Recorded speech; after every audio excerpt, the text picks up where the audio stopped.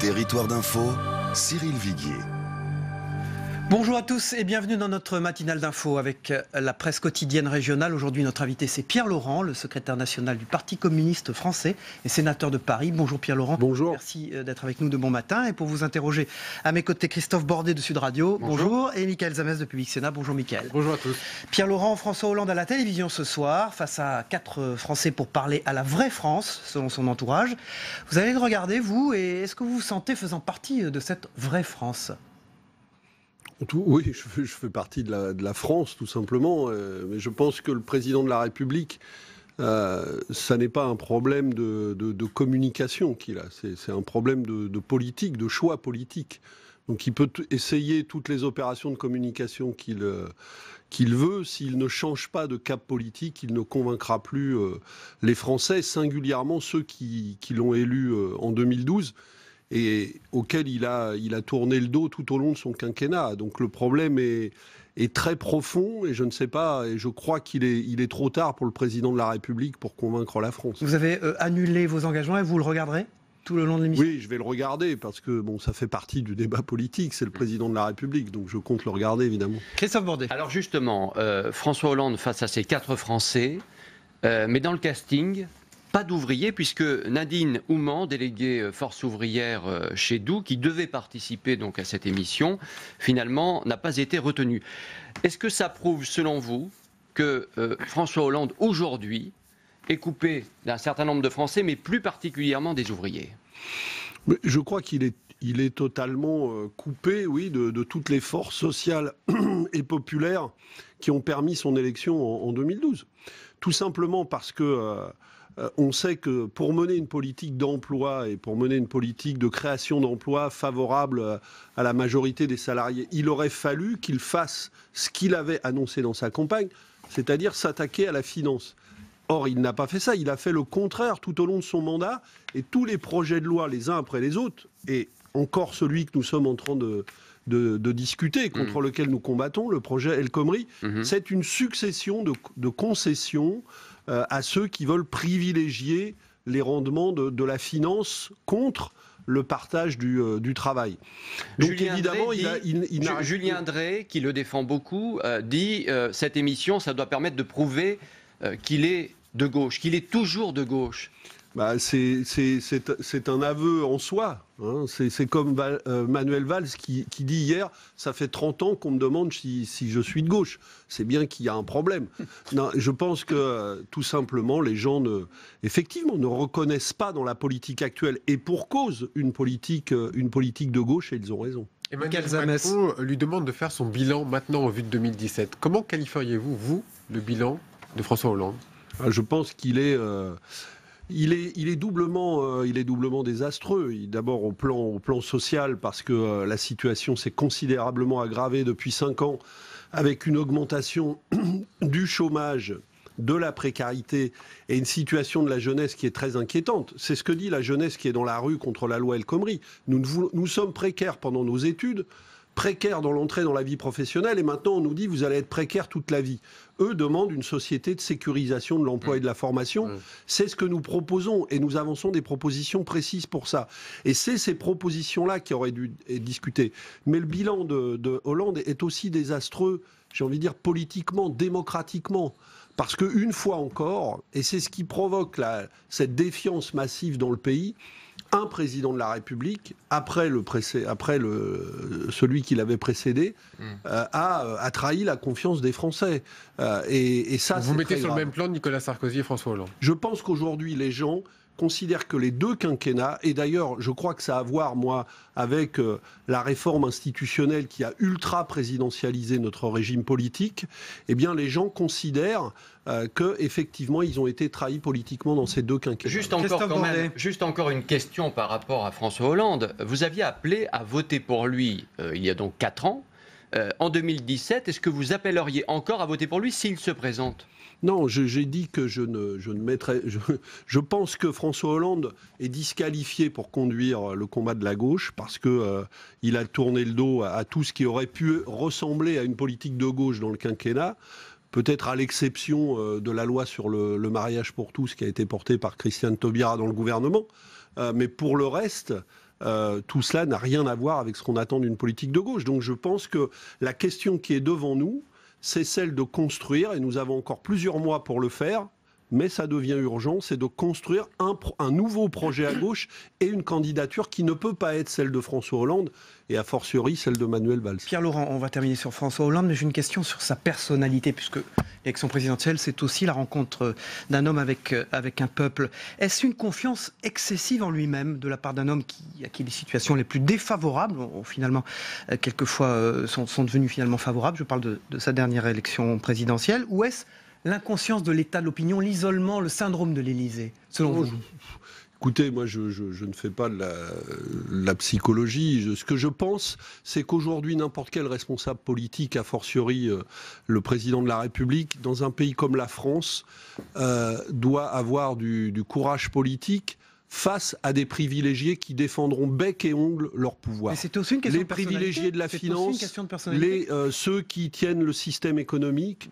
Et je pense que pour ça n'est pas seulement une question de personnalité. Il faut que le président de la République s'appuie sur les forces vives du pays. Et il pouvait le faire en 2012, par exemple pour réouvrir le débat européen. Il pourrait le faire aujourd'hui pour s'attaquer réellement au pouvoir des multinationales et des paradis fiscaux, parce que le pays serait derrière lui. Et même le président de la République française pourrait lever derrière lui des forces en Europe, dans le monde, qui attendent des changements très forts. Mais loin de le faire, le credo de ce quinquennat aura été de dire il faut s'adapter à la mondialisation capitaliste, il ne faut surtout pas la déranger. On va essayer d'avoir une petite place dans ce monde-là. Eh bien, ça n'est plus possible. Il faut que nous reprenions la voie de la France pour porter une autre mondialisation, un autre avenir pour la France, une autre ambition de développement social et écologique. Ça passe par ces fameuses primaires. Selon vous, c'est terminé, on n'en parle plus des primaires? Non, je pense qu'il y a au contraire une très grande exigence à gauche, chez les gens que je rencontre, qu'émerge une candidature large, une candidature commune. Mais en même temps, les gens nous disent tous, ça ne peut pas être celle de François Hollande. Donc évidemment, le Parti socialiste, la direction du Parti socialiste, parce qu'il y a des socialistes qui pensent, beaucoup de socialistes qui pensent différemment, mais la direction du Parti socialiste, elle s'acharne à dire, si on fait une primaire, c'est pour désigner François Hollande. Ça n'a pas de sens. Tous les gens qui veulent une primaire, c'est précisément pour avoir un autre programme et une autre candidature. Donc moi, je pense qu'une primaire citoyenne, avec tous ceux qui veulent un autre processus, doit être possible. Et moi, je vais continuer à me battre pour ça. Parce que si nous n'arrivons pas à faire ça, nous allons aller disperser à l'élection présidentielle face à la droite et à l'extrême droite. Et moi, je ne veux pas de ce scénario. Pierre Laurent, est-ce que justement, vous pourriez être candidat à cette primaire et au-delà, candidat à la présidentielle de 2017, concrètement? Je dis que moi-même, que pour parvenir à créer ce processus unitaire, il faut commencer par discuter du projet et ensuite des candidatures. Je vais pas Cela étant dit, Jean-Luc Mélenchon, il n'a pas vraiment discuté du projet. Il est arrivé à la télé, il a dit voilà, je suis candidat à la primaire. C'est un des problèmes devant lequel nous sommes. Je suis candidat à la présidentielle. Donc moi, je ne vais pas commencer à piétiner le processus que je dis en déclarant une candidature de plus. Quand nous en serons au moment des candidatures, si nous parvenons à construire un projet commun, et nous devons le faire avec des responsables politiques, mais surtout avec des citoyens, en multipliant les débats citoyens dans le pays. Et nous allons nous-mêmes faire une consultation citoyenne. Vous avez un calendrier Oui, je pense que nous pouvons faire ça jusqu'au début de l'automne. Nous avons tous les mois qui viennent doivent être utilisés à ça. Ensuite, il y aura des candidatures. Effectivement, un communiste pourrait faire partie des candidats soumis à un choix citoyen. Est-ce que Mélenchon a tort de faire cavalier seul aujourd'hui? Oui, je l'ai déjà dit. Je pense que dans la situation dans laquelle nous sommes, il faudrait que Jean-Luc Mélenchon s'inscrive avec nous dans la construction de ce processus collectif. Parce que les forces qui sont à rassembler cette fois-ci, les forces qui sont à rassembler cette fois-ci, ne sont pas seulement celles du Front de gauche.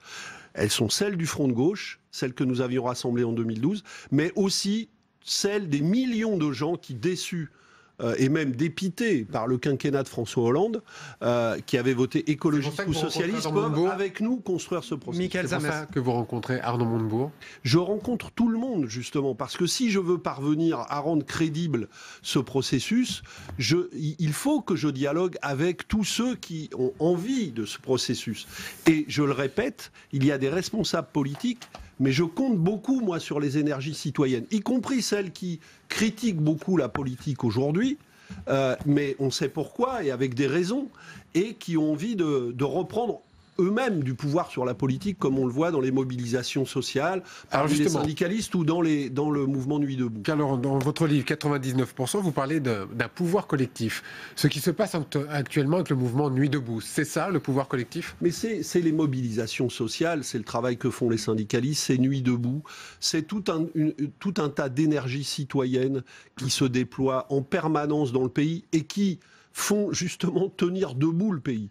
Parce que heureusement qu'en France, à l'opposé des logiques qu'on essaye de nous imposer, il y a dans les quartiers, dans les entreprises, dans nos villes, dans nos communes, dans nos villages, des milliers de gens, des centaines de milliers de gens qui, eux, continuent à faire du vivre ensemble, continuent à faire de la...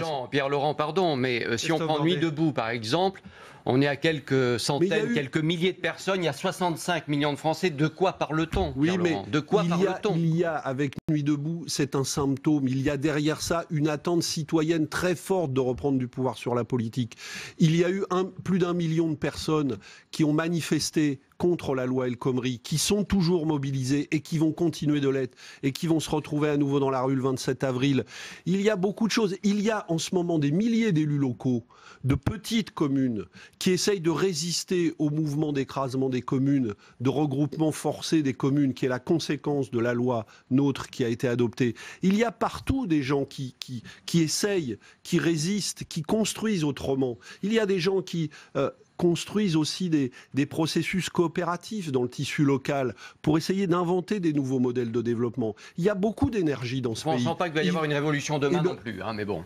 Ah bah écoutez, il y a... Vous devriez être plus attentif parce qu'il y a dans le pays justement une grande rupture avec le spectacle politique tel qu'il est organisé, et il y a beaucoup de gens qui cherchent quelque chose. Vous savez, bien avant les mouvements de mai-juin 68, il y a toujours des gens pour dire non mais il ne se passe pas grand-chose. Évidemment, mais moi je crois que ce qui est nouveau avec ce qui vient de se passer depuis le début de l'année, c'est que les centaines de milliers de gens qui étaient un peu tétanisés par les trahisons de François Hollande et qui ne se reconnaissaient pas dans les gouvernements de Manuel Valls, eh bien ces gens-là sont sortis de cette situation et ont repris le chemin de l'action et du débat politique. Et ce fait-là est à mon avis un fait de grande portée qui aura des conséquences pendant toute l'année à venir. Michael Zamès. Alors, vous êtes également le président du parti de la gauche européenne. Le Parlement européen doit voter aujourd'hui ce qu'on appelle le PNR. Vous savez, c'est le fichier des données des passagers aériens, censé lutter contre le terrorisme. Que feront les parlementaires du Front de gauche cet après-midi pour ce vote ? Comme vous le dites, ce fichier, il est censé lutter contre le terrorisme. Mais personne n'a jamais démontré qu'un fichier supplémentaire de ce type, il y en a déjà beaucoup, allait permettre de lutter contre le terrorisme. Donc ils voteront contre ? Je sais que... Écoutez, je ne les ai pas eus cette semaine, parce qu'ils sont en session. Je pense que le groupe de la GUE, le groupe de la gauche unitaire européenne dans lequel nous sommes, a jusqu'ici voté contre la création de ce fichier. Je pense qu'il va maintenir ce vote. Mais ça demande à être confirmé parce que je n'ai pas eu les décisions du groupe aujourd'hui. Vous savez que c'est un groupe qui regroupe des députés de nombreux pays. Non, mais parce que nous pensons que ça n'est pas le moyen efficace de lutter contre eux. Ça n'est pas la question de savoir si nous voulons lutter contre le terrorisme. Évidemment que nous voulons lutter contre le terrorisme. Oui. Manuel Valls dit tous ceux qui ne votent pas contre le terrorisme. On nous a sorti ça comme la solution miracle. Je rappelle quand même que les gens qui ont commis les attentats à Paris et à Bruxelles, ce n'est pas en avion qu'ils se déplaçaient, c'est en voiture entre Paris et Bruxelles, au point même que la police française a reconstitué à leur près leur trajet. Donc soyons sérieux, si on veut lutter contre les filières djihadistes, le PNR n'est pas la solution miracle. Ça, on fait croire aux gens qu'on tient la solution miracle. Il n'y a pas une solution miracle. Une question sur la pauvreté. Manuel Valls présente son plan pauvreté tout à l'heure à Mantes-la-Jolie. Justement, pauvreté, Mayotte, ça vous dit forcément quelque chose. 13 jours de grève générale avec en fond une revendication l'égalité réelle, que les prix soient les mêmes qu'en métropole. 4 nuits de violence. La réponse, les CRS. C'est la bonne réponse ? Évidemment, ça n'est pas la bonne réponse. Et j'attire l'attention sur le fait, et je pense que le débat sur la loi égalité réelle va mettre en lumière ce problème, que la situation des départements et des territoires d'outre-mer est à nouveau dramatique. Et non seulement on n'a pas construit la résorption des inégalités dans la dernière période, mais on a dans ces territoires, et singulièrement à Mayotte, mais pas seulement à Mayotte, la situation à La Réunion et dans d'autres départements d'outre-mer est extrêmement inquiétante. Un développement de la précarité et de la pauvreté absolument dramatique, et les inégalités de traitement entre citoyens français, puisque c'est de ça dont il s'agit, sont restées très importantes. Pierre-Laurent, Emmanuel Macron est à la une de Paris Match avec sa femme. C'est ça, faire de la politique autrement? Évidemment que ça n'est pas ça, faire de la politique autrement. Qu'est-ce que vous voulez que je vous dise? Ça fait partie de la starisation de la vie politique. Franchement, ça n'a pas beaucoup d'intérêt, ni dans un sens ni dans l'autre. Moi, j'ai rien contre le fait qu'il soit dans Paris Match, mais franchement, j'ai envie de dire qu'on s'en moque un peu, quoi. Voilà, c'est pas le sujet. C'est pas ce qu'on attend d'un responsable politique. Tout est en place dans sa tête, dit sa femme. Oui, très bien, mais Mais écoutez, je pense que ce qui compte, c'est surtout qu'Emmanuel Macron a un projet politique qui s'est incarné dans des projets de loi, un projet très libéral, et que c'est manifestement pas de cela dont ont envie les salariés et les jeunes qui sont dans la rue aujourd'hui. C'est ça qui est important. Après, dans la vie courante, Emmanuel Macron est peut-être quelqu'un de très sympathique, mais ça ne change rien à la nocivité de la politique qu'il promet. Merci Pierre-Laurent, secrétaire national du Parti communiste français, sénateur de Paris, d'avoir été l'invité de cette matinale d'infos. On passe à l'analyse de vos propos, Pierre-Laurent, mais aussi de l'actualité avec les éditorialistes. Dans un instant, André Crétenant et Jérôme Cordelier.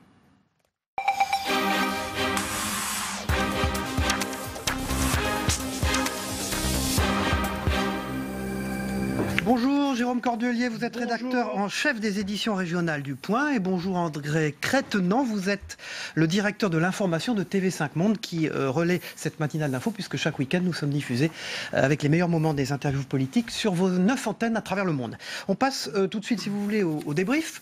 Notamment ce qu'a dit Pierre-Laurent. Alors j'étais très frappé, il n'a pas voulu rentrer dans l'aspect personnalité de François Hollande, et pourtant c'est la rencontre d'un homme avec un peuple, et on voit bien d'ailleurs que 71% des Français ne sont pas intéressés par cette émission ce soir, Jérôme Cordelier. Vous parlez de l'émission, je croyais que vous parliez de l'élection présidentielle. Les deux. Parce que la rencontre d'un homme avec un peuple, on parle de l'élection présidentielle. Je pensais que vous aviez une information privilégiée qui me permettait de dire que François Hollande était Non mais ça compte, candidat. la personnalité. Or aujourd'hui, la personnalité de François Hollande est extrêmement mal perçue par les Français. Oh, ça compte peut-être un peu trop. Vous avez évoqué Paris Match avec les Macron. Voilà, ça compte peut-être un peu trop. C'est sûr que le problème, c'est que je pense qu'actuellement, les Français ils attendent des réponses de François Hollande sur leur situation politique, économique et sociale, justement. C'est ce qu'a dit Pierre-Laurent, d'ailleurs. Et que la personnalité de François Hollande, je pense que maintenant, les gens ont dépassé ça, et parce qu'il y a vraiment beaucoup de colère larvée dans ce pays, quoi. Donc ça va au-delà de question de personnalité. En fait. Je m'adresse à l'homme de télévision, André Crétenant, avec des controverses importantes sur la manière dont l'émission a été conçue, montée. Oui, alors d'abord peut-être qu'il y a une illusion, c'est-à-dire est-ce qu'une émission de télévision peut changer les choses? Est-ce qu'elle peut avoir une influence? Est-ce qu'elle peut être décisive en fait pour François Hollande? Moi je ne le crois pas. Mais ce qui est intéressant de noter aussi, c'est qu'on était dans des débats très idéologiques, enfin c'est pas tout à fait terminé, que ce soit la loi sur le travail, la question du voile, etc. On est dans des questions très idéologiques, et là on est en train de basculer vers des questions très médiatiques. C'est-à-dire, voilà, Macron à la une de Paris Match, François Hollande à la télévision, Manuel Valls dans les banlieues dites sensibles. Et là, je trouve qu'il y a un basculement entre, je dirais, le terrain réel et le terrain médiatique. Et je ne suis pas sûr que ça va être suffisant. Éric Laurent a raison lorsqu'il dit, par exemple, que...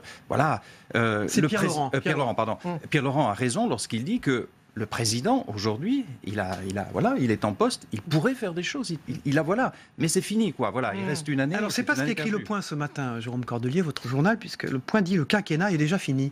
Ben oui, c'est exactement ce que vient de dire mon confrère. Ben bien sûr, on est rentré, et puis votre émission Le Pourreau avec Pierre Laurent, c'est-à-dire on est rentré encore une phase, on se faisait la réflexion avec André en coulisses, on est rentré dans une phase vraiment de voilà, l'élection présidentielle. Il peut rebondir, François Hollande. Pardon ? Il peut rebondir.